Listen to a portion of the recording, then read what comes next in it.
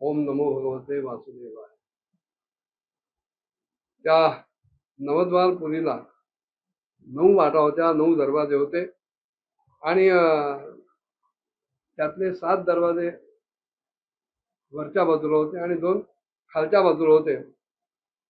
त्या नगराचा जो कोणी राजा होता तो त्या दरवाजातून वेगवेगळ्या देशामध्ये जात असे. त्यातले 5 पूर्वेला होते, एक दक्षिणेला होता, एक उत्तरेला होता आणि 2 पश्चिम दिशेला होते. देवर्षी नारदांनी त्या दरवाजांची नावं सांगताना ते म्हणाले की पूर्वेच्या दिशेला खद्योता आणि आविर्मुखी अशा नावाची 2 दारं होती आणि ती एकाच ठिकाणी बनवलेली होती. त्याच्यातून बाहेर पडून राजा पुरंजन आपला मित्र द्युमान याच्याबरोबर विभ्राजित नावाच्या देशामध्ये जात असे आणि त्याच प्रकारे तो त्या बाजूला नलिनी आणि नालिनी नावाच्या 2 दारातून जी एकाच ठिकाणी बनवलेली होती अवधूत नावाच्या साथीदाराबरोबर सौरव नावाच्या देशात तो जात असे. पूर्व दिशेला एक मुख्य नावाचं 5वं द्वार होतं. तिथून तो रसज्ञ आणि विपण ह्या आपल्या साथीदारांबरोबर क्रमशः बहुधन आणि आपण नावाच्या देशांमध्ये जात असे आणि त्या पुरीच्या दक्षिणेला पितृहू नावाचा एक दरवाजा होता. त्याच्यातून राजा पुरंजन श्रुतधर नावाच्या आपल्या मित्राबरोबर दक्षिण पांचाल देशाकडे जात असे. उत्तरेच्या दिशेला जो देवहू नावाचा दरवाजा होता त्याच्यातून त्याच श्रुतधराच्या बरोबर तो उत्तर पांचाल देशाकडे जात असे आणि पश्चिम दिशेमध्ये आसुरी नावाचा एक दरवाजा होता. त्याच्यातून बाहेर पडून दुर्मद नावाच्या साथीदाराबरोबर ग्रामक नावाच्या देशामध्ये तो जात होता.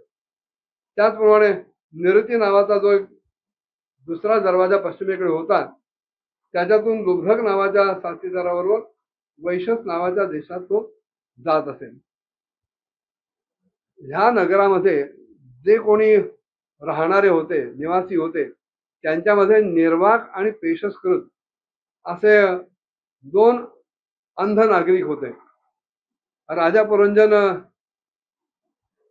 डोळस नागरिकांचा अधिपती असल्यामुळं दृष्टी असलेल्या नागरिकांचा अधिपती असल्यानंतर सुद्धा यांच्याच सहाय्यानं तो जिकडे तिकडे जात असे आणि सगळ्या प्रकारची तो कामं करीत असे.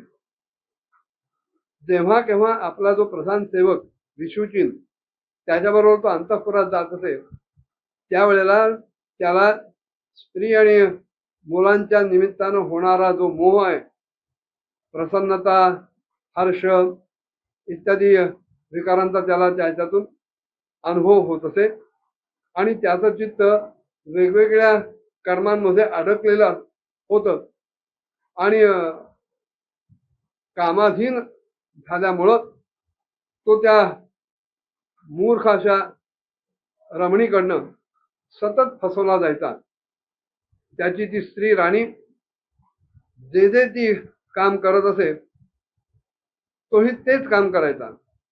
जेव्हा ती मद्यपान करायची तेव्हा राजा सुद्धा मद्यपान करायचा. ती जेव्हा मदानं उन्मत्त व्हायची तेव्हा राजा सुद्धा उन्मत्त व्हायचा. ती जेवण करत असेल तेव्हा राजाही जेवण करायचा किंवा ती जर काही चावत असेल तर तोही तशाच वस्तू चावायला लागायचा. अशा प्रकारे ती गायला लागली की हा गायचा, ती रडायला लागली की हा रडायचा, ती हसायला लागली की हा हसायचा आणि ती बोलायला लागली की बोलायचा. जेन केन प्रकारानं तिच्या ज्या ज्या क्रिया होत असत त्या सगळ्या क्रिया राजा पुन्हा पुन्हा तशाच करायचा. ती धावायला लागली की हाही धावत असेल, ती उभी राहिली की राजाही उभा राहायचा, ती झोपी गेली की तोही तिच्याबरोबर झोपून जायचा आणि ती उठून बसली की हा उठून बसायचा.